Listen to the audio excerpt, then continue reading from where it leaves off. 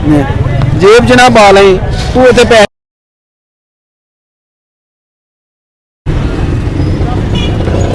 अस्सलाम वालेकुम, हम आए हैं। क्या नाम है भैया आपका? सलीम। इसका नाम सलीम है। तो भाई ये आप कितने कितने का दे रहे हैं? भाई ये 60 रुपए और ये 120 रुपए के बुलबुले। बुरबले? और भाई ये तेरे बुरबले तो चलते नहीं पे। अभी चलेंगे।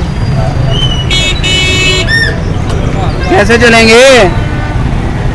और भाई इसमें नहीं चलेंगे, और पानी में डालो। पानी में डालेंगे। और बुरबले वर्गा तेरा अपना मुंह है, वो देख तो सही। और भाई भाई पीछे होके खड़ा हो, जेब इतना पाली। जेब च ना पा लें तू इतने पैसे रखे हैं। भाई 60 रुपए 60 रुपए 60 रुपए की लेना है दसो यार ए कैचर लेना एक। 40 रुपए का। चल ये वाला 60 रुपए। 220 रुपए चलो भाई। कौन से? 60 रुपए 60 रुपए। ये नीचे देख के जरा। हाँ जी भी क्या लेना है? गुड़िया आपने कुछ लेना है? गुड़िया कह रही है मैंने कुछ।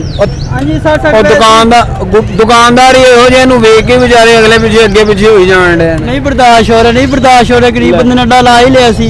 गरीब बंदे ने अड्डा ला लिया। 60 रुपए 60 रुपए। ਇਹਦੇ ਨਾਲ ਤੂੰ ਚੰਗਾ ਹੀ ਦਹੀਂ ਭੱਲੇ ਲਾ ਲੈਂਦਾ।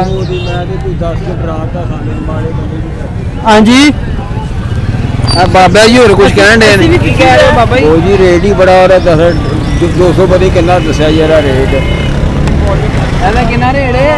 200 रुपए दे देना। ਲੋ ਬਾਬਾ ਉਹ ਗਰੀਬ ਬੰਦਾ ਯਾਰ, ਕੋਈ ਰਿਆਇਤ ਕਰ। ਰਾਤ का भी हाँ जी किन्ने लेना दसो। ਆ ਜਾਏ ਭਾਈ ਲੈਣਾ ਆਪਨੇ ਵੀ ਕੁਝ।